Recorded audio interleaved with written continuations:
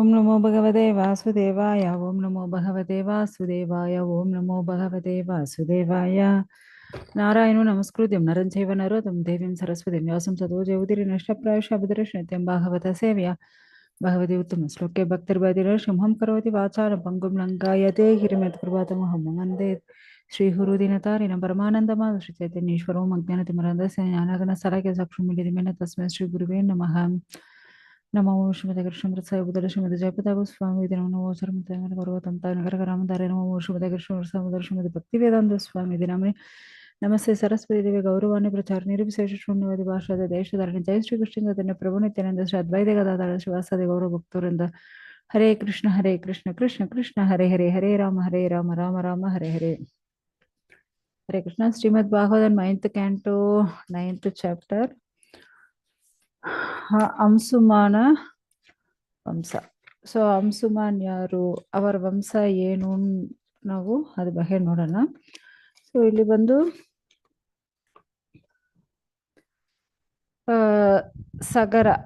So ಸಗರನ ಮಕ್ಕಳು ಯಾರು?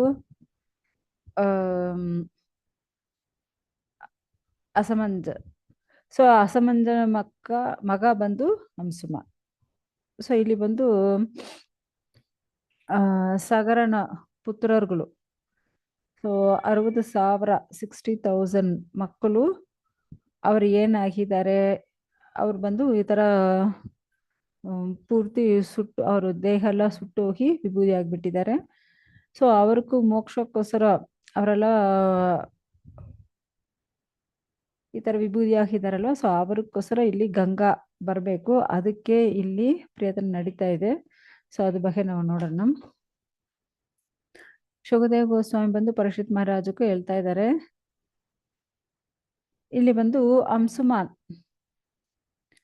ಅಂಸುಮಾನು ಏನ್ ಮಾಡ್ತಾರೆ, ಗಂಗಾ ಈ ಭೌತಿಕ ಲೋಹಕ್ಕೆ ಎತ್ಕೊಂಡು ಬರೋಕ್ಕೋಸ್ಕರ ಅವರು ಬಂದು ತಪಸ್ಸೆಲ್ಲ ಮಾಡ್ತಾರೆ. ಬಟ್ ಅವರು ಮಾಡೋಕ್ಕಾಗಲ್ಲ. ಲಾಸ್ಟ್ ಅವರು ತೀರೋಗ್ಬಿಡ್ತಾರೆ. ಅಂಸುಮಾನ್ ಮಗ ಯಾರು ಅಂದ್ರೆ ದಿಲೀಪನು. ಸೊ ದಿಲೀಪನು ಎಷ್ಟೋ ಪ್ರಯತ್ನ ಪಡ್ತಾರೆ ಗಂಗಾ ಏನೇ ಎತ್ಕೊಂಡು ಬರೋಕ್ಕೆ. ಬಟ್ ಗಂಗಾ ಬಂದು ಭೂಲೋಕಕ್ಕೂ ಬಂದೇ ಇಲ್ಲ. ಸೊ ಇವಾಗ ದಿಲೀಪನು ಆಯುಷು ತೀರೋಗ್ತಾ ಇದೆ. ಸೊ ಅವರು ತೀರೋಗ್ಬಿಡ್ತಾರೆ. ಸೊ ದಿಲೀಪನ್ ಮಗ ಯಾರು ಅಂದ್ರೆ ಭಗೀರಥ. ಸೊ ಭಗೀರಥ ಬಂದು ಗಂಗಾನೇ ಎತ್ಕೊಂಡು ಬರಕ್ಕೆ ಅವರು ಕಠಿಣ ತಪ ಮಾಡ್ತಾರೆ. ಸೊ ಆ ಥರ ಕಠಿಣ ತಪ ಮಾಡುವಾಗ ಅವಾಗ ಭಗೀರಥನಿಗೂ ಗಂಗಾದೇವಿ ದರ್ಶನ ಸಿಕ್ಕುತ್ತೆ. ಸೊ ಗಂಗಾದೇವಿ ಬಂದು ಅವ್ರಿಗೂ ದರ್ಶನ ಕೊಡ್ತಾರೆ. ಅವಾಗ ನೀವು ಮಾಡಿದ ತಪಸ್ಸಿಂದ ನಾವು ತೃಪ್ತಿ ಆಗಿದ್ದೀನಿ, ನಿಮ್ಗೆ ಏನು ವರ ಬೇಕು ಅವ್ರು ಬಂದು ಗಂಗಾದೇವಿ ಕೇಳ್ತಾರೆ. ಅವರು ಅಷ್ಟು ವಿನಮ್ರತೆಯಿಂದ ನಮಸ್ಕಾರ ಮಾಡಿ ಕೇಳ್ತಾರಂತೆ, ನೀವು ಬಂದು ಎಲ್ಲಿ ಬರಬೇಕು, ಭೂಲೋಕಕ್ಕೆ ಬರಬೇಕು. ಯಾಕಂದ್ರೆ ಕಪಿಲ ದೇವರನ್ನೇ ಅಪಮರ್ಯಾದೆ ಮಾಡಿದ್ದಾರೆ ನನ್ನ ಪಿತೃಗಳು. ಸೊ ಅವರೆಲ್ಲ ಈ ತರ ಬೂಡದೆ ಆಗ್ಬಿಟ್ಟಿದ್ದಾರೆ, ವಿಭೂತಿ ಆಗ್ಬಿಟ್ಟಿದ್ದಾರೆ ಅವರು. ಸೊ ಅವ್ರಿಗೆಲ್ಲ ಮೋಕ್ಷ ಬೇಕು. ಸೊ ಅದಕ್ಕೆ ನೀವು ಬರಬೇಕು ಕೇಳ್ತಾರೆ. ಸೊ ಗಂಗಾದೇವಿ ಏನ್ ಹೇಳ್ತಾರೆ, ನಾವು ಆಕಾಶದಿಂದ ಭೂಮಿಗೆ ಬರ್ಬೇಕಂದ್ರೆ ಭೂಮಿ ನಾನು ಬೇಗನೆ ತಡ್ಸ್ಕೊಳ್ಳಕ್ಕಾಗಲ್ಲ. ಯಾಕಂದ್ರೆ ನಾವು ಅಷ್ಟು ಫಾಸ್ಟ್ ಆ್ಯಂಡ್ ಫೋರ್ಸ್. ಸೊ ಅಷ್ಟು ಬೇಗ ಬರ್ತೀನಿ, ಅಷ್ಟು ಫೋರ್ಸ್ ಬಲವಾಗಿರ್ತೀನಿ. ಸೊ ಅದಕ್ಕೆ ನನ್ನ ತಾಂಗಕ್ಕೆ ಒಬ್ಬರು ಬೇಕಲ್ವಾ ಅಂತ ಕೇಳ್ತಾರೆ. ಯಾಕಂದ್ರೆ ನಾವು ಬರೋ ಫೋರ್ಸ್ಗೂ ಭೂಮಿ ಬಂದು ಏನಾಗುತ್ತಂತೆ, ಎರಡಾಗ ಒಡೆದಾಗುತ್ತೆ. ಎರಡಾಗ ಹೊಡೆದಾಗುತ್ತೋ ಇಲ್ಲ ಮೂರಾಗ ಹೊಡೆದಾಗುತ್ತೋ ಗೊತ್ತಿಲ್ಲ. ಆ ಥರ ಅಷ್ಟು ಬೇಗ ಬಂದು ಭೂಮಿಲಿ ಬಿದ್ದರೆ ಭೂಮಿಯೇ ಒಡೆದೋಗುತ್ತೆ. ಅದಕ್ಕೆ ನಾವು ಬರೋಕ್ಕಾಗಲ್ಲ, ಯಾರಾದ್ರು ಅಲ್ಲಿ ತಾಂಗಬೇಕಲ್ವಾ ಅಂತ ಕೇಳ್ತಾರೆ. ಯಾಕಂದ್ರೆ ಎಲ್ಲ ಹೊಡೆದುಕೊಂಡು ಬಾದಾರ ರಸಾದಾರ ಆ ಥರ ಹೋಗ್ಬಿಡ್ತೀನಿ ನಾನು ಹೇಳ್ತಾರೆ. ಸೊ ರಾಜ ಸರಿ ಓಕೆ. ಯಾಕಂದ್ರೆ ಈ ಪಾಪ ಯಾಕಂದ್ರೆ ಪಾಪ ಮಾಡಿದವರು ಇಲ್ಲಿ ನಮ್ಮ ಹತ್ರ ಸ್ನಾನ ಮಾಡಿದ್ರೆ ಅವ್ರಕ್ಕೆಲ್ಲ ಏನಾಗುತ್ತೆ, ಅವರೆಲ್ಲ ಪಾಪ ಕಳೆದೋಗುತ್ತೆ. ಆದ್ರೆ ಅವರು ಕೊಟ್ಟಿದ ಪಾಪ ನಮ್ಮ ಹತ್ರ ಅಲ್ವಾ ಇರುತ್ತೇನೋ, ಯಾರು ಗಂಗಾದೇವಿ ಕೇಳ್ತಾರೆ. ಯಾಕಂದ್ರೆ ಪಾಪಗಳೆಲ್ಲ ನಾವು ಎತ್ಕೊಂಡ್ಬಿಟ್ಟಿದ್ರೆ ಮತ್ತೆ ನನ್ನ ಪಾಪ ಯಾವಾಗ ಹೋಗುತ್ತೆ? ಅದು ನೀವು ಸ್ವಲ್ಪ ಯೋಚನೆ ಮಾಡಿ. ನಾವು ಬರ್ತೀನಿ ಅದೇನಿಲ್ಲ, ಬಟ್ ನಮ್ಮ ಹತ್ರ ಇರೋ ಪಾಪ ಹೋಗ್ಬೇಕಲ್ವಾ? ಆವಾಗ ನಾವೇನ್ ಮಾಡೋದು ಅಂತ ಕೇಳ್ತಾರೆ. ಆವಾಗ ಭಗೀರಥ ಬಂದು ಹೇಳ್ತಾರೆ, ಈ ತರ ಶುದ್ಧ ಭಕ್ತರುಗಳು ಯಾವಾಗ ಭಗವಂತನ ಪ್ರಜ್ಞೆಯಲ್ಲೇ ಇರ್ತಾರೆ. ಸೊ ಅವರು ಬಂದು ಯಾವೊಂದು ಭೌತಿಕ ಆಸೆ ಇಟ್ಕೊಳ್ಳೋದಿಲ್ಲ. ಅವರು ಪೂರ್ತಿ ಕಾನ್ಶಿಯಸ್ ಏನಾಗಿರುತ್ತೆ, ಭಗವಂತ ಕೃಷ್ಣ ಬಗೆ ಇರುತ್ತೆ. ವೇದಗಳು ಓದ್ತಾ ಇರ್ತಾರೆ, ವೇದಗಳ ಪ್ರಕಾರ ನಡ್ಕೊಳ್ತಾ ಇದ್ದಾರೆ. ಅವರು ಅಷ್ಟು perfect rules and regulations follow ಮಾಡಿ ಭಗವಂತನ ಭಕ್ತಿ ಸೇವೆಯಲ್ಲಿ ಇದ್ದಾರೆ. ಸೊ ಅವರು ಬಂದು ಸ್ನಾನ ಮಾಡ್ತಾರಲ್ವಾ, ಆ ತರ ಭಕ್ತರುಗಳು ಸ್ನಾನ ಮಾಡುವಾಗ ನಿಮ್ಮ ಹತ್ರ ಇರೋ ಪಾಪಗಳೆಲ್ಲ ಹೋಗುತ್ತೆ. ಯಾಕಂದ್ರೆ ಎಷ್ಟೋ ಜನಗಳು ಮಾಡಿದ ಪಾಪ ನೀರಲ್ಲಿ ಇರ್ತಲ್ಲ, ಆ ಪಾಪಗಳೆಲ್ಲ ಹೋಗುತ್ತಂತೆ. ಸೊ ಒಂದು ಶುದ್ಧ ಭಕ್ತರುಗಳಿರೋ ಜಾಗ ಗಂಗಾ ಇಂದು ಪವಿತ್ರಾನು ಎಂದು ನಮ್ಗೆ ಗೊತ್ತಾಗುತ್ತೆ. ಸೊ ಗಂಗಾ ಇವಾಗ ನಾವು ಈ ಹರಿದ್ವಾರು, ಸೊ ಮತ್ತೆ ಕಾಶಿ, ಸೊ ಇಲ್ಲೆಲ್ಲ ನೋಡಿದರೆ ಗಂಗಾ ಅಷ್ಟು ಬೇಗ ಆಕ್ಚುಲಿ ಹರಿದ್ವಾರ ಅಷ್ಟು ಚೆನ್ನಾಗಿ ಬರ್ತಾರೆ. ಸೊ ಅಷ್ಟು ಬೇಗ ಬರ್ತಾರೆ. ಸೊ ಅವ್ರು ಓಡೋಡಿ ಬರೋದು ನೋಡುವಾಗ ನಮ್ಗೆ ಅಷ್ಟು ಚೆನ್ನಾಗಿರುತ್ತೆ. ಸೊ ಇಲ್ಲಿ ಸ್ನಾನ ಮಾಡಿದರೆ ಎಲ್ಲರೂ ಪಾಪಗಳು ಹೋಗುತ್ತೆ. ಸೊ ಇವಾಗ ಅದು ಗಂಗಾ ಬೀಳುವಾಗ ತಾಂಗಕ್ಕೊಬ್ಬರು ಬೇಕಲ್ವಾ ರಕ್ಷಣೆ ಮಾಡಕ್ಕೆ. ಸೊ ಅವಾಗ ಶಿವ ಹತ್ರ ಹೋಗಿ ಇವರು ತಪಸ್ ಮಾಡ್ತಾರೆ. ಯಾಕಂದ್ರೆ ಈ ಭೌತಿಕ ಲೋಕಲ್ಲಿ ಯಾರು ಆ ಥರ ಗಂಗಾನಿ ತಾಂಗಕ್ಕಾಗಲ್ಲ, ರಕ್ಷಣೆ ಮಾಡೋಕ್ಕಾಗಲ್ಲ. ಸೊ ಸೊ ಅದಕ್ಕೆ ಶಿವನ ಹತ್ರ ಹೋಗಿ ಇವರು ಬೇಡ್ಕೊಳ್ತಾ ಇದ್ದಾರೆ. ಯಾಕಂದ್ರೆ ಶಿವ ಬಂದು ಆಶ್ವತೋಷ ಅಲ್ವಾ, ಬೇಗ ಅವರು ಸಂತೋಷ ಆಗ್ತಾರೆ. ಸೊ ಅದಕ್ಕೆ ಭಗೀರಥ ಮಾಡಿದ ತಪಕ್ಕೋಸ್ಕರ ಶಿವವು ಅದು ಬಂದು ಅಕ್ಸೆಪ್ಟ್ ಮಾಡ್ಕೊಳ್ತಾರೆ. ಯಾಕಂದ್ರೆ ಲೋಕಕ್ಷೇಮಕ್ಕೋಸ್ಕರ ಗಂಗಾ ಇಲ್ಲಿ ಬರ್ತಾರೆ. ಸೊ ಅವ್ರನ್ನೇ ನಾವು ಎತ್ಕೋಬೇಕಲ್ವಾನು, ಅವರು ಅಕ್ಸೆಪ್ಟ್ ಮಾಡ್ಕೊಳ್ತಾರೆ. ಸೊ ಇವಾಗ ಭಗೀರಥ ಮಾಡಿದ ತಪಸ್ಸಕ್ಕೋಸ್ಕರ ಶಿವ ಅಷ್ಟು ಖುಷಿಯಾಗಿ ಅಲ್ಲಿ ಬಂದ್ಬಿಟ್ಟಿದ್ದಾರೆ. ಅವರು ಇವಾಗ ರೆಡಿ ಆಗಿದ್ದಾರೆ. ಸೊ ಇವಾಗ ಶಿವವು ರೆಡಿ ಆಗಿದ್ದಾರೆ, ಮತ್ತೆ ಗಂಗಾನಿ ಕರೀತಾರೆ. ಮತ್ತೆ ಗಂಗಾ ಅಷ್ಟು ಬೇಗ ಓಡೋಡಿ ಶಿವ ತಲೆಗೆ ಬರ್ತಾರಂತೆ. ಸೊ ಬರುವಾಗ ಅವರು ಅಷ್ಟೊಂದು ಅಹಂಕಾರದಿಂದ ಅಷ್ಟು ಬೇಗ ಬರ್ತಾಳಂತೆ. ಯಾರು? ಗಂಗಾದೇವಿ. ಸೊ ಬಂದು ಶಿವನ ತಲೆಯಲ್ಲಿ ಕೂತ್ಕೊಳ್ತಾಳೆ. ಶಿವಕ್ಕೂ ಕೋಪ ಬಂದ್ಬಿಡುತ್ತೆ, ಇದೇನು ಇಷ್ಟು ಅಹಂಕಾರನ ಬೇಕಂದ್ರೆ ಇಷ್ಟು ಬೇಗ ಬಂದು ಇದು ಮಾಡ್ತಾಳೆ ಏನು, ಕೋಪ ಬಂದು ಅವರು ಜಡಾಮುಡಿನಿ ಬಂಧಿಸ್ಕೊಳ್ತಾರಂತೆ. ಸೊ ಇವಾಗ ಗಂಗಾ ಕೆಳಗೆ ಬರಕ್ಕೆ ಆಗಲ್ಲ. ಮತ್ತೆ ಭಗೀರಥ ಮತ್ತೆ ಶಿವನ ಹತ್ರ ಬೇಡ್ಕೊಳ್ತಾರೆ. ಆವಾಗ ಶಿವ ಏನ್ ಮಾಡ್ತಾರೆ, ಒಂದು ಸಡೆ ಅವರು ಎತ್ತುತ್ತಾರೆ. ಆವಾಗ ಅದು ಹಿಂದೆ ಏನು ನೀರು ಬರ್ತಾ ಇದೆ. ಸೊ ಇವಾಗ ರಾಜ ಋಷಿಯಾಗಿರೋ ಭಗೀರಥ ಅವರ ಪಿತೃಗಳು ಇರೋ ಜಾಗಕ್ಕೆ ಕರ್ಕೊಂಡು ಹೋಗ್ಬೇಕಲ್ವಾ, ಆ ವಿಭೂತಿಗಳು ಇರೋ ಜಾಗಕ್ಕೂ. ಅದೇ ಇವರು ಮುಂದೆ ಅಷ್ಟು ಬೇಗ ಅವರು ರಥದಲ್ಲಿ ಓಡೋಡ್ತಾ ಇದ್ದಾರೆ. ಬ್ಯಾಕ್ ಸೈಡ್ ಗಂಗಾದೇವಿ ಅಷ್ಟು ಬೇಗ ಓಡೋಡಿ ಬರ್ತಾ ಇದ್ದಾಳಂತೆ. ಸೊ ಆ ಥರ ಇವರು ರಥ ಎತ್ಕೊಂಡು ಓಡೋಡ್ತಾ ಇರುವಾಗ ಗಂಗಾದೇವಿ ಅಷ್ಟು ಬೇಗ ಬಂದು ಭಗೀರಥನ ಪಿತೃಗಳು ಆ ಸಗರ ಪುತ್ರರುಗಳು ಎಲ್ಲಿ ವಿಭೂತಿ ಆಗಿದಾರೋ ಆ ಜಾಗಕ್ಕೂ ಹೋಗಿ ಗಂಗಾ ಬಂದು ಬೀಳ್ತಾಳಂತೆ. ಸೊ ಆ ಥರ ಬೀಳುವಾಗ ಅವರು ಎಲ್ಲರಿಗೂ ಯಾಕಂದ್ರೆ ಆಕ್ಚುಲಿ ಅವರು ಆ ಸಗರ ಪುತ್ರರುಗಳು ಮಾಡಿದ್ದು ತಪ್ಪು. ಯಾಕಂದ್ರೆ ಕಪಿಲ ಅವರು ತಪಸ್ ಮಾಡ್ತಾ ಇದ್ರು, ಸಾಕ್ಷಾತ್ ಭಗವಂತ. ಸೊ ಭಗವಂತನ ಮೇಲ್ಗಡೆ ಇವ್ರಿಗೂ ಅಷ್ಟೊಂದು ಅಹಂಕಾರ ಎಂದು ಈ ತರ ಅವರು ಮಾಡಿದ ಕೆಲಸ ಎಂದು ಭಗವಂತನ ಏನೇ ಮಾಡಿಲ್ಲ, ಅವರೇ ಅವ್ರ ಮೇಲ್ಗಡೆ ಆ ತರ ಬೆಂಕಿ ತರ ಬಂದು ಅವರೇ ತೀರೋಗ್ತಾರೆ. ಅಷ್ಟು ಉಷ್ಣ ಆಗುತ್ತಲ್ವಾ ಶರೀರ, ಆ ಉಷ್ಣದಿಂದ ಅವರು ತೀರೋಗ್ಬಿಡ್ತಾರೆ. ಸೊ ಇವಾಗ ಈ ತರ ಅವ್ರಿಗೆಲ್ಲ ಆ ಪಾಪದಿಂದ ಮುಕ್ತಿ ಸಿಕ್ಕಿಬಿಟ್ಟಿದೆ. ಸೊ ಇವಾಗ ಏನಾಗ್ತಾ ಇದೆ, ನಾವು ಏನ್ ಮಾಡ್ತೀವಿ, ಭಗವಂತನ್ನೇ ಅಷ್ಟು ಭಕ್ತಿ ಮಾಡ್ತೀವಿ. ಗಂಗಾಲಿ ಸ್ನಾನ ಮಾಡ್ಬೇಕಂದ್ರೆ ಅಷ್ಟು ಶ್ರೇಷ್ಠವಾದದ್ದು. ಸೊ ಅದೇ ನಾವು ಭಗವಂತನ, ಯಾಕಂದ್ರೆ ಸುಲಭವಾದದ್ದು. ಇವಾಗ ಗಂಗಾ ನೀರು ಎತ್ತಿ ಗಂಗೆಗೆ ಏನ್ ಮಾಡ್ತಾರಂತೆ, ಆವಾಹನ ಮಾಡ್ತಾರೆ, ಅರ್ಪಣೆ ಮಾಡ್ತಾರೆ ಅಲ್ವಾ. ಇವಾಗ ಈ ಭೌತಿಕ ಲೋಕದಲ್ಲಿ ನೋಡಿ, ಇಲ್ಲಿರೋ ಎಲ್ಲಾ ವಸ್ತುಗಳು ಭಗವಂತಂದೆ. ಆದ್ರೆ ನಾವೇನ್ ಮಾಡ್ತೀವಿ, ಈ ವಸ್ತುಗಳೆತ್ತೇ ಭಗವಂತನಕ್ಕೂ ನಾವು ನಿವೇದನೆ ಮಾಡ್ತೀವಿ. ಸೊ ಪತ್ರಂ ಪುಷ್ಪಂ ಫಲಂ ತೋಯಂ. ಸೊ ಇಲ್ಲಿರೋ ಭೌತಿಕ ಲೋಕದಲ್ಲಿರೋ ವಸ್ತುಗಳೇ, ಭಗವಂತನ ಸೃಷ್ಟಿ ಮಾಡಿದ ವಸ್ತುಗಳೇ, ಅದೇ ಎತ್ತು ಭಗವಂತನಕ್ಕೆ ನಾವು ಅರ್ಪಣೆ ಮಾಡ್ತೀವಿ. ಸೊ ಆ ತರ ಗಂಗಾ ನೀರನ್ನೆತ್ತಿ ಗಂಗೈಕ್ಕೆ ಅರ್ಪಣೆ ಮಾಡ್ತಾರೆ. ಸೊ ಈ ತರ ಗಂಗಾದೇವಿ ಆ ಸಗರ ಪುತ್ರರುಗಳು ಅಲ್ಲಿ ಹೋಗಿ ಅವರೆಲ್ಲರಿಗೂ ಒಳ್ಳೇದು ಮಾಡಿಬಿಟ್ಟಿದ್ದಾರೆ. ಇವಾಗ ಆ ದೇವೋತ್ತಮ ಪರಮ ಪುರುಷ, ಅವನ ಪಾದದಿಂದ ಬಂದಿರೋ ಆ ನೀರೇ ಏನು, ಈ ಗಂಗಾ. ಸೊ ಈ ಭೌತಿಕ ಲೋಕಲ್ಲಿ ನಾವು ಭೌತಿಕ ಬಂಧದಲ್ಲಿ ಎಷ್ಟೋ ಸಿಕ್ಕಾಕೊಂಡ್ಬಿಟ್ಟಿದೀವಿ. ಸೊ ಈ ಭೌತಿಕ ಬಂಧದಿಂದ ಬಿಡುಗಡೆ ಆಗಬೇಕು ಅಂದ್ರೆ ಏನ್ ಮಾಡಬೇಕು, ಭಗವಂತನ ಭಕ್ತಿ ಮಾಡಬೇಕು. ಫಸ್ಟ್ ನಾವು ನಮ್ಮ ಶರೀರ ಶುದ್ಧಿ ಆಗಲಿ, ಮನಸ್ಸು ಶುದ್ಧಿ ಆಗಲಿ ಮಾಡಬೇಕು. ಸೊ ಈ ಭೌತಿಕ ಇಂದ್ರಿಯ ಸುಖ ಅನುಭವಿಸ್ಬೇಕು ಅನ್ನೋ ಯಾರು ನಾವು ಬಂದು ಇಚ್ಛೆ ಪಡಬಾರದು. ಆ ಥರ ಇಚ್ಛೆ ಪಟ್ಟಿದ್ರೆ ಏನಾಗುತ್ತೆ, ಮತ್ತೆ ನಾವು ಈ ಭೌತಿಕ ಲೋಕದಲ್ಲಿ ಸಿಕ್ಕಾಕೊಂಡ್ಬಿಡ್ತೀವಿ. ಸೊ ಅದಕ್ಕೆ ಭಕ್ತರುಗಳು ಆಗಲಿ, ಋಷಿಗಳಾಗಲಿ ಯಾವಾಗ ಭಗವಂತನ ಭಕ್ತಿ ಸೇವೆಯಲ್ಲಿ ಅಷ್ಟು ಶ್ರದ್ಧೆಯಿಂದ ಮಾಡ್ತಾ ಇದ್ದಾರೆ. ಸೊ ಭಗವಂತನ ಆಧ್ಯಾತ್ಮಿಕ ಗುಣಗಳು ಅಷ್ಟು ಶ್ರೇಷ್ಠವಾದದು.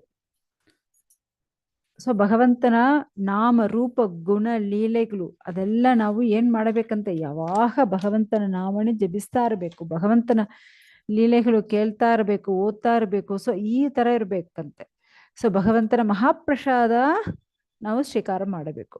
ಸೊ ಈ ತರ ಭಗೀರಥನಕ್ಕೂ ಒಂದು ಅವರ ಹೆಸರೇನು, ಶ್ರುತ. ಓಕೆ, ಶ್ರುತ. ಅವರ ಮಗ ಯಾರು ಅಂದ್ರೆ ನಾಪನ್. ಸೊ ನಾಪನ್ ಮಗ ಯಾರು ಅಂದ್ರೆ ಸಿಂಧುವೀರ. ಸಿಂಧುವೀರ ಮಗ ಯಾರು ಅಂದ್ರೆ ಆಯುಧಾಯು. ಓಕೆ, ಆ ಆಯುಧಾಯು ಮಗ ಯಾರು ಅಂದ್ರೆ ಋತುಪರ್ಣ. ಸೊ ಈ ಋತುಪರ್ಣವೇ ಯಾರು ಅಂದ್ರೆ ಇವರು ಬಂದು ನಲ ಚಕ್ರವರ್ತಿ ಫ್ರೆಂಡ್. ಓಕೆ, ಸ್ನೇಹಿತರಾಗಿ ಇದ್ರು. ಓಕೆ, ನಲ ಚಕ್ರವರ್ತಿ ಇವರ ಹತ್ರ ಬಂದು ಒಂದು ಸಾರಥಿ ತರ ಮತ್ತೆ ಇವ್ರಿಗೂ ಅಡಿಗೆ ಮಾಡೋರ್ ತರ ಇದ್ರು. ಓಕೆ, ಆಲ್ರೆಡಿ ನಾವು ನಲ ಚಕ್ರವರ್ತಿ ಸ್ಟೋರಿ ಎಲ್ಲ ನೋಡಿದೀವಿ. ಸೊ ಮತ್ತೆ ಈ ಯಾಕಂದ್ರೆ ಈ ಋತುಪರ್ಣ ಅವ್ರಿಗೂ ಏನ್ ಗೊತ್ತು ಅಂದ್ರೆ ಅವ್ರಿಗೆ ಬಂದು ಅಕ್ಷಹೃದಯ ಗೊತ್ತು, ಅವ್ರಿಗೆ ಈ ಜೂಜಾಟ ಆಡೋ ಆ ವಿಷಯಗಳು ಗೊತ್ತು. ಅದೇ ನಲ ಚಕ್ರವರ್ತಿಗೆ ಅಶ್ವವಿದ್ಯೆ ಗೊತ್ತು. ಅಶ್ವವಿದ್ಯೆ ಅಂದ್ರೆ ಕುದುರೆಗಳಲ್ಲಿ ಯಾವ ತರ ಕಂಟ್ರೋಲ್ ಮಾಡೋದು, ಯಾವ ತರ ಸವಾರಿ ಮಾಡೋದು, ಅದ್ರ ಬಗ್ಗೆ ಅವ್ರಿಗೂ ಗೊತ್ತು. ಸೊ ಅವ್ರ ಋತುಪರ್ಣ ನಲ ಚಕ್ರವರ್ತಿ ಹೇಳ್ಕೊಟ್ಟಿದ್ದಾರೆ, ನಲ ಚಕ್ರವರ್ತಿ ಋತುಪರ್ಣಕ್ಕೂ ಈ ಅಶ್ವವಿದ್ಯೆ ಹೇಳ್ಕೊಟ್ಟಿದ್ದಾರೆ. ಸೊ ಈ ತರ ಇವರಿಬ್ಬರು ಫ್ರೆಂಡ್ ಆಗಿದ್ದಾರೆ. ಓಕೆ, ಸೊ ಆಲ್ರೆಡಿ ನಲ ಚಕ್ರವರ್ತಿ ಸ್ಟೋರಿ ನೋಡಿದೀವಿ, ಋತುಪರ್ಣ ಸ್ಟೋರಿ ನೋಡಿದೀವಿ. ಸೊ ನೆಕ್ಸ್ಟ್ ಈ ಋತುಪರ್ಣ ಅವರ ಮಗ ಯಾರು ಅಂದ್ರೆ ಸರ್ವಕಾಮ. ಸೊ ಸರ್ವಕಾಮನ ಮಗ ಯಾರು ಅಂದ್ರೆ ಸುದಾಸ. ಮತ್ತೆ ಸುದಾಸ ಮಗ ಯಾರು ಅಂದ್ರೆ ಸೌದಾಸ. ಈ ಸೌದಾಸ ಹೆಂಡತಿ ಯಾರು, ಮದಯಂತಿ. ಸೊ ಈ ಸೌದಾಸ ಬಂದು ಇವ್ರಿಗೆ ಬಂದು ಮಿತ್ರ ಸಹ ಅನ್ನೊಂದು ಹೆಸರು, ಮತ್ತೆ ಕಲ್ಮಾಶಪಾದ ಅನ್ನೋ ಒಂದು ಹೆಸರು. ಸೊ ರಾಜಕ್ಕೆ ಸೌದಾಸಕ್ಕೆ 2 ಹೆಸರುಗಳಿದೆ. ಸೌದಾಸಕ್ಕೂ 2 ಹೆಸರುಗಳು, ಮಿತ್ರ ಸಹ ಮತ್ತೆ ಕಲ್ಮಾಶಪಾದ. ಯಾಕೆ ನಾವು ನೋಡೋಣ ಆ 2 ಹೆಸರುಗಳು ಯಾಕೆ ಬಂತು. ಸೊ ಇವರು ಏನ್ ಮಾಡಿದ್ದಾರೆ,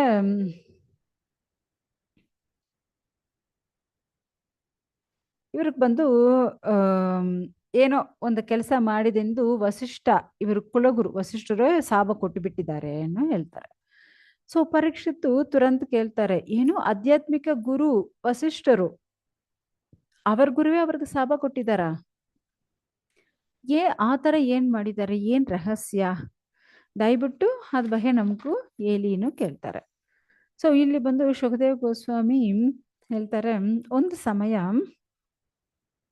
ಈ ಸೌದಾಸ ಅವನ್ ಬಂದು ಒಂದು ರಾಕ್ಷಸನಿಗೆ ಕೊಂದಿದ್ದಾನೆ. ಕಾಡಲ್ಲಿ ಒಂದು ರಾಕ್ಷಸನಿಗೆ ಕೊಂದಿದ್ದಾನೆ. ಆ ಥರ ಆ ರಾಕ್ಷಸನ ಸಹೋದರ ಅವರು ಕ್ಷಮಾಪಣೆ ಕೇಳಿದರೆ ಅದಕ್ಕೆ ಅವ್ರ ಸಹೋದರನೇ ಬಿಟ್ಬಿಟ್ಟಿದ್ದಾರೆ ಅವರು. ಆದ್ರೆ ಆ ಸಹೋದರ ರಾಕ್ಷಸ ಹೋಗಿದಾನಲ್ವಾ, ಆ ಸಹೋದರನಕ್ಕೂ ಕೋಪ.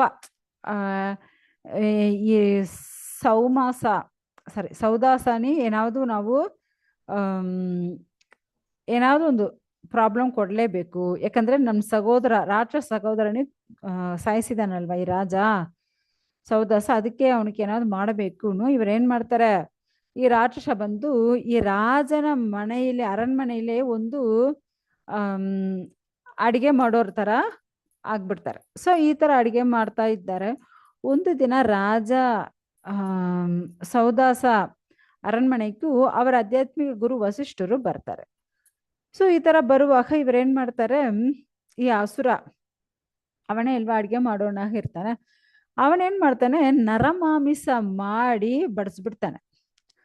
ಸೊ ವಸಿಷ್ಠರ ಬಂದು ಇವಾಗ ಊಟ ಮಾಡಬೇಕು. ಆವಾಗ ಅವರು ಬಂದು ಅವ್ರ ಜ್ಞಾನ ದೃಷ್ಟಿನೂ ನೋಡ್ತಾರೆ. ನೋಡಿದ್ರೆ ಅದು ನರಮಾಮಿಸ ಇದೆ. ಸೊ ತುರಂತ ಅವ್ರಿಗೂ ಕೋಪ ಬಂದ್ಬಿಡುತ್ತೆ. ಒಂದು ಗುರುಗೂ ಈ ತರ ನರಮಾಮಿಸ ಕೊಡ್ತೀಯಾ ಅನ್ನೋ ಕೋಪ ಪಟ್ಟು ಅವರು ಸೌದಾಸನಿ ನೀವು ರಾಕ್ಷಸರಾಗಿ ಹೋಗಿನು ಶಾಪ ಕೊಟ್ಬಿಡ್ತಾರೆ. ಸೊ ಆಕ್ಚುಲಿ ಈ ಸೌದಾಸ ಒಳ್ಳೆನ, ಅವನಿಗೆ ಏನು ಗೊತ್ತೇ ಇಲ್ಲ. ಯಾಕಂದ್ರೆ ಮಾಡಿದ ತಪ್ಪಲ್ಲ ಯಾರು, ಆ ಅಡಿಗೆ ಮಾಡಿದ ಆ ಅಸುರ ಅಲ್ವಾ, ಅವನಿಗಿದು ಗೊತ್ತೇ ಇಲ್ಲ.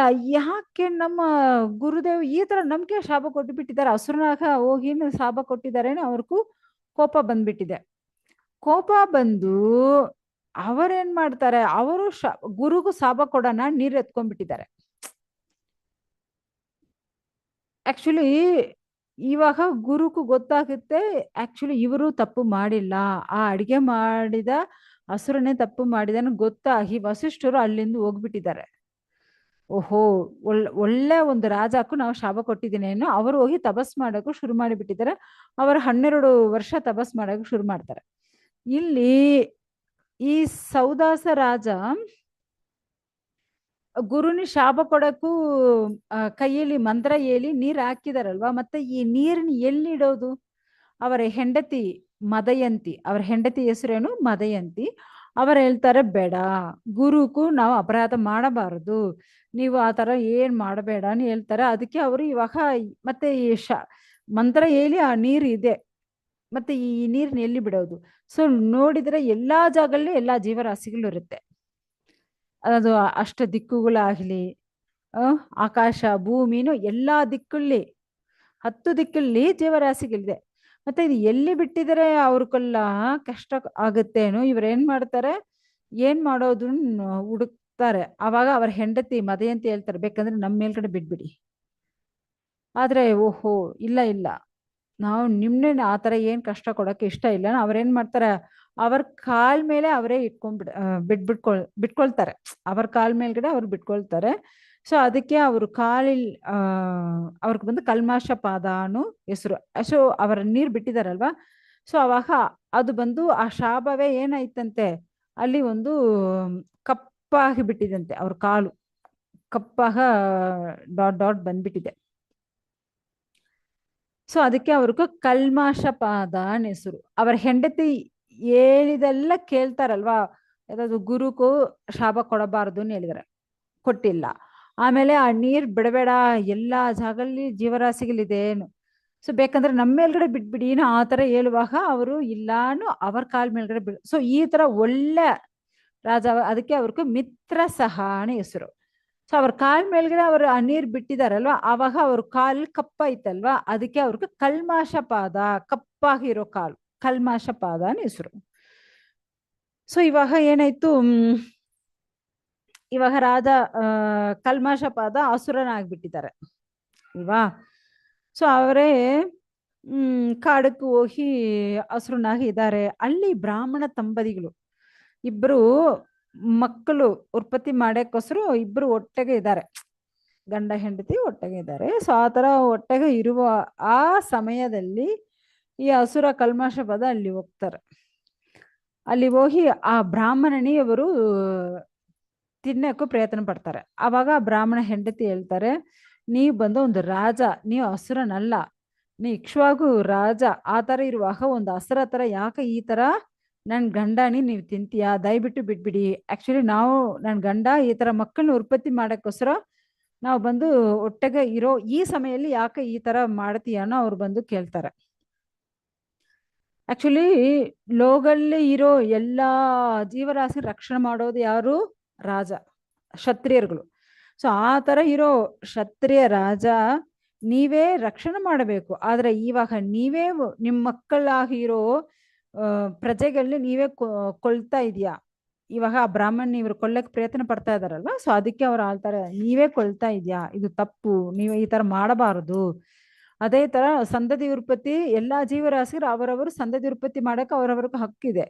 ಸೊ ಆ ತರ ಉತ್ಪತ್ತಿ ಮಾಡೋ ಆ ಸಮಯದಲ್ಲಿ ನೀವ್ಯಾಕೆ ಈ ತರ ಬಂದು ಡಿಸ್ಟರ್ಬ್ ಮಾಡ್ತಾ ಇದೀಯಾ, ಬಿಡ್ಬಿಡು ಅನ್ನು ಕೇಳ್ತಾರೆ. ಆದ್ರೆ ಈ ರಾಜ ಈ ಅಸುರ ಸ್ವಭಾವ ಇರೋ ಇವರು ಬಂದು ಕೇಳೇ ಇಲ್ಲ. ಅದಕ್ಕೆ ಅವ್ರು ಏನ್ ಹೇಳ್ತಾರೆ, ಯಾಕಂದ್ರೆ ಒಂದು ಬ್ರಾಹ್ಮಣನಾಗಿ ಇರೋರು ಅಷ್ಟು ಶಾಂತವಾಗಿ ಇರ್ತಾರೆ, ಅಷ್ಟು ವಿನಮ್ರತೆಯಾಗ ತಪಸ್ಸು ಮಾಡೋರು, ಶುದ್ಧವಾಗಿರೋರು, ಅಷ್ಟು ಏನೋ ಸ್ಟ್ರೇಟ್ ಫಾರ್ವರ್ಡ್, ಅಷ್ಟು ವಿನಮ್ರತೆ, ಅಷ್ಟು ವಿವೇಕಿಯಾಗಿರ್ತಾರೆ, ಅಷ್ಟು ಜ್ಞಾನ ಇರುತ್ತೆ ಅವ್ರಿಗೂ. ಸೊ ಈ ತರ ಎಲ್ಲ ಒಳ್ಳೆ ಗುಣಗಳು ಇರುತ್ತೆ ಅಲ್ವಾ. ಸೊ ಆ ತರ ಇರೋರು ಜಾಸ್ತಿ ನಮ್ ಭೂಮಿಲಿ ಇದ್ರೆ ಒಳ್ಳೇದಾಗುತ್ತೆ. ಅದೇ ಅಸುರರು ಭೂಮಿಲಿ ಇದ್ರೆ ಏನಾಗುತ್ತೆ, ನಾಶ ಆಗುತ್ತೆ ಅಲ್ವಾ. ಸೊ ಆ ತರ ಉತ್ಪತ್ತಿ ಮಾಡೋ ಈ ಸಮಯದಲ್ಲಿ ಈ ತರ ಇವರು ಮಾಡೋದ್ರಿಂದ ಅವ್ರಿಗೂ ಜಾಸ್ತಿ ಕೋಪ ಬರುತ್ತೆ. ಇವಾಗ ಒಂದು ತಂದೆ ಮಗನಿ ಕೊಳ್ಳೋ ತರ ಆಗ್ತಾ ಇದೆ. ರಾಜಾವೇ ಏನ್ ಮಾಡ್ತಾ ಇದ್ದಾರೆ, ಈ ತರ ಬ್ರಾಹ್ಮಣನ್ನಿ ಕೊಳ್ತಾ ಇದ್ದಾರೆ, ನೀವು ಬಿಡುವನ್ ಕೇಳ್ತಾರ, ಆದ್ರೆ ಅವ್ರು ಕೇಳೇ ಇಲ್ಲ. ಸೊ ಬೇಕಂದ್ರೆ ನನ್ ಗಂಡಕ್ ಮುಂಚೆ ನನ್ನಿ ತಿಂದ್ಬಿಡಿ, ಅವ್ರನ್ನಿ ತಿನ್ಬೇಡ అని ಹೇಳ್ತಾರೆ. ಅದು ಅವ್ರು ಕೇಳಿಲ್ಲ. ಅವ್ರ ಗಂಡನಿ ಆ ಬ್ರಾಹ್ಮಣನ್ನೇ ಅವರು ತಿನ್ಬಿಡ್ತಾರೆ. ಯಾಕಂದ್ರೆ ವೇದ ಶಾಸ್ತ್ರ ಪ್ರಹಾರ, ಅಮರಕೋಶ ಅಗರಾದಿ ಪ್ರಹಾರ, ವೇದ ಶಾಸ್ತ್ರ ಪ್ರಹಾರ ಗರ್ಭಲ್ಲಿರೋ ಶಿಶುನಿ ಕೊಳ್ಳೋದು ತಪ್ಪು, ಬ್ರಾಹ್ಮಣನ್ನಿ ಕೊಳ್ಳೋದು ಪಾಪ, ಹಸುವಿನಿ ಕೊಳ್ಳೋದು ಮಹಾಪಾಪ ಅಲ್ವಾ. ಸೊ ಇದೆಲ್ಲ ಮಹಾಪಾಪಗಳು, ಇದೆಲ್ಲ ಕೊಲ್ಲಬಾರ್ದು.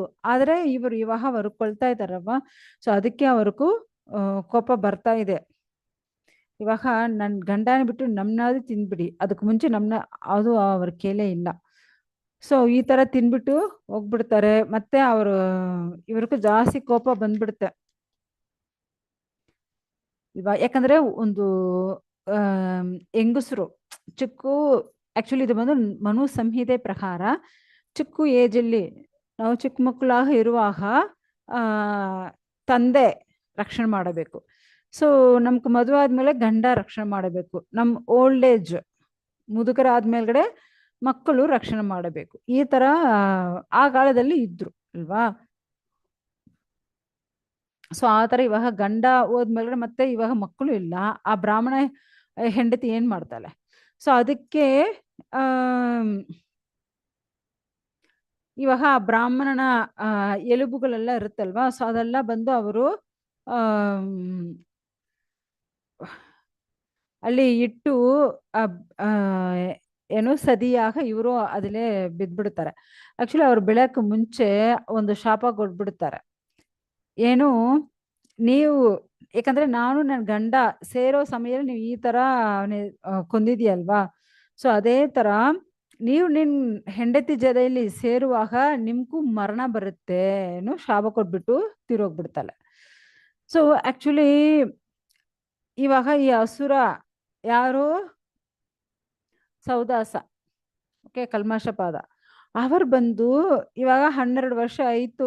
12 ವರ್ಷ ಆದ್ಮೇಲೆ ಇವಾಗ ಅವರು ಒಂದು ನಾರ್ಮಲ್ ರಾಜ ತರ ಮನುಷ್ಯರ ತರ ಆಗ್ಬಿಡ್ತಾರೆ. ಆದ್ರೆ ಇವಾಗ ಅವ್ರಿಗೆ ಮಕ್ಕಳಿಲ್ಲ. ಸೊ ಹೆಂಡತಿ ಜೊತೆಯಲ್ಲಿ ಅವರು ಇರೋ ನಾನು ಪ್ರಯತ್ನ ಪಡುವಾಗ ಅವಾಗ ಬ್ರಾಹ್ಮಣ ಹೆಂಡತಿ ಕೊಟ್ಟಿದ್ದ ಶಾಪ ಅವ್ರಿಗೂ ನೆನಪು ಬಂದು ದೂರ ಇದ್ಬಿಡ್ತಾರೆ. ಸೊ ಈ ಇವಾಗ ಏನ್ ಮಾಡೋದು ಇಲ್ವಾ? ಸೊ ಗಂಡ ಹೆಂಡತಿ ಸೇರಿದರೆ ಮಕ್ಕಳಾಗುತ್ತೆ. ಇವಾಗ ಇವರು ಹೆಂಡತಿ ಜೊತೆಯಲ್ಲಿ ಸೇರಿದ್ರೆ ಇವ್ರಿಗೂ ತೀರೋಗ್ಬಿಡ್ತಾರೆ. ಈ ತರ ಶಾಪ ಕೊಟ್ಬಿಟ್ಟಿದ್ದಾರೆ. ಸೊ ಇವಾಗ ಏನ್ ಮಾಡೋದನ್ ಗೊತ್ತಿಲ್ಲ. ಮತ್ತೆ ವಸಿಷ್ಠರು ಅವರು ತಪಸ್ ಮಾಡಿಬಿಟ್ಟು ಬಂದ್ಬಿಟ್ಟಿದ್ದಾರೆ. ಸೊ ಇವಾಗ ವಸಿಷ್ಠರ ಹತ್ರ ಕೇಳ್ತಾರೆ. ವಸಿಷ್ಠರು ಏನ್ ಮಾಡ್ತಾರೆ, ತಮಯಂತಿ ಅವರ ಮೂಲಕ ತಮಯಂತಿಗೆ ಒಂದು ಮಗು ಆಗುತ್ತೆ.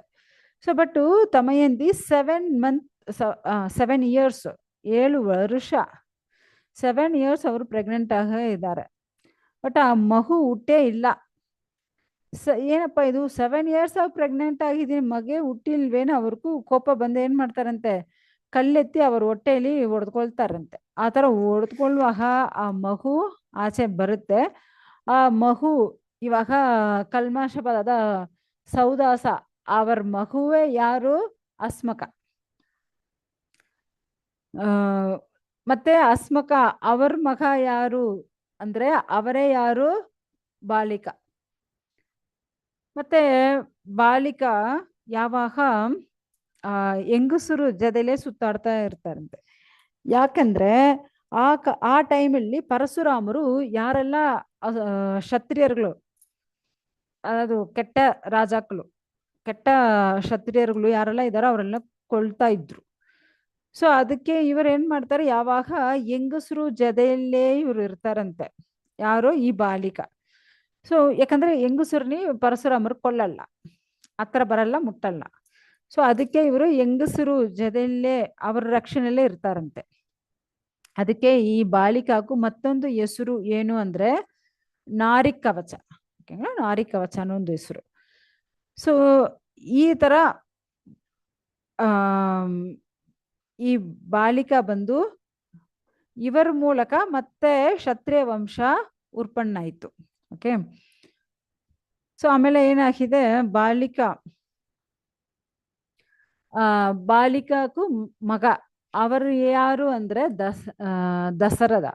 ಇದು ಬಂದು ರಾಮರ ತಂದೆ ಇಲ್ಲ, ಅದಕ್ಕೂ ಮುಂದೆ ಒಂದು ದಸರದ ಇದ್ರು. ಅದೇ ಹೆಸರು ಎಷ್ಟೋ ಜನಗಳು ಇದ್ದಾರಲ್ವಾ. ಸೊ ದಸರದ, ಆ ದಸರದ ಮಗ ಯಾರು ಅಂದ್ರೆ ಐಡಾವಿಡಿ. ಸೊ ಮತ್ತೆ ಐಡಾವಿಡಿ ಮಗ ಯಾರು ಅಂದ್ರೆ ವಿಶ್ವಸಹ. ಸೊ ಮತ್ತೆ ವಿಶ್ವಸಹ ಮಹ ಯಾರು ಅಂದ್ರೆ ಅವರೇ ಶ್ರೇಷ್ಠ ರಾಜವಾಗ ಇರೋ ಕಟ್ವಾಂಗ.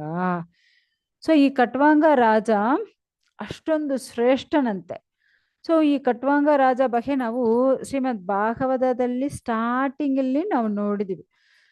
ಈ ಕಟ್ವಾಂಗ ರಾಜ ಅಷ್ಟು ಪರಾಕ್ರಮಶಾಲಿ ಅಂತೆ, ಅಷ್ಟು ಚೆನ್ನಾಗ ಜಗಳ ಮಾಡಿ ಗೆಳಿತಾರಂತೆ. ಸೊ ಆ ತರ ಇರುವಾಗ ದೇವರುಗಳಿಗೂ ಅಸುರರಿಗೂ ಜಗಳ ಬಂದ್ಬಿಟ್ಟಿದೆ. ಅವಾಗ ದೇವರುಗಳು ಈ ಕಟ್ವಾಂಗ ರಾಜನಿಗೆ ಕರೀತಾರೆ ಅವ್ರ ಜೊತೆಯಲ್ಲಿ ಜಗಳ ಮಾಡಕ್ಕೋಸ್ಕರ. ಸೊ ಇವರು ಏನ್ ಮಾಡ್ತಾರೆ, ಜಗಳ ಮಾಡಿ ಅಸುರರ್ಗಳ್ನಿ ಗೆಳೆದು ಬಿಡ್ತಾರೆ ಕಟ್ವಾಂಗ ರಾಜ. ಸೊ ಇವಾಗ ದೇವರುಗಳನ್ನ ಅಷ್ಟು ತೃಪ್ತಿ ಆಯ್ತು. ಸೊ ದೇವರುಗಳು ಕೇಳ್ತಾರೆ, ನೀವು ನಮ್ಗೋಸ್ಕರ ಎಷ್ಟು ಉಪಕಾರ ಮಾಡಿದ್ದೀರಾ, ನಿಮ್ಗೂ ಏನ್ ವರ ಬೇಕು ಅಂತ ಕೇಳ್ತಾರೆ. ಸೊ ಆ ತರ ಅವ್ರು ಕೇಳುವಾಗ ಇವರು ಮತ್ತೆ ನಮ್ಗೆ ಎಷ್ಟು ಆಯುಷ್ ಇದೆ ಅಂತ ಕೇಳ್ತಾರೆ. ಅವರು ಒಂದು ಮುಹೂರ್ತ ಅದಾದ ನಮ್ಮ ಭೂಲೋಕ ಕಾಲ ಪ್ರಹಾರ ಒಂದು ಮುಹೂರ್ತ ಇದೆ ಅಂತ ಹೇಳ್ತಾರೆ. ಸರಿ, ಓಕೆ, ನೋ ಪ್ರಾಬ್ಲಮ್. ಅಲ್ಲಿಂದ ಬೇಗ ಸ್ವರ್ಗದಿಂದ ಕೆಳಗೆ ಬಂದು ಮಕ್ಕಳಿಗೂ ರಾಜನೇ ಒಪ್ಪಿಸ್ಬಿಟ್ಟು ಆಮೇಲೆ ಇವರು ಭಗವಂತನ ಬಗ್ಗೆ ಧ್ಯಾನ ಮಾಡ್ತಾರೆ. ನೋಡಿ ಎಷ್ಟು ಬೇಗ, ಎಷ್ಟು ತುರಂತ ಅವರು ಬಂದು ಭಗವಂತ ಬಗ್ಗೆ ಧ್ಯಾನ ಮಾಡಿ ಆ ಒಂದು ಮುಹೂರ್ತ ಕಾಲದಲ್ಲಿ ಅವ್ರು ಭಗವಂತ ಲೋಕ ಹೋಗ್ಬಿಡ್ತಾರೆ. ಸೊ ಈ ತರ ನಮ್ಗೂ ಒಂದು ಮುಹೂರ್ತ ಕಾಲವೇ ಇದೆ ಅಂದ್ರೆ, ಅಯ್ಯೋ ನಮ್ಗೆ ಈ ಕೆಲಸ ಮಾಡಬೇಕು, ಆ ಕೆಲಸ ಮಾಡಬೇಕು, ಇದೇನ್ ಮಾಡಬೇಕು, ಅದೇ ಈ ತರ ಯೋಚನೆ ಮಾಡ್ತಾರೆ. ಆದ್ರೆ ಇವರು ಅದೆಲ್ಲ ಏನೇ ಮಾಡಿಲ್ಲ, ತುರಂತ ಭಗವಂತನೇ ನೆನೆಸ್ಕೊಂಡು. ಯಾಕಂದ್ರೆ ಯಾಕೆ ನಾವು ಭಗವಂತನ ನೆನೆಸ್ಬೇಕು ಅಂದ್ರೆ ಅವನೇ ದೇವೋತ್ತಮ ಪರಮ ಪುರುಷ.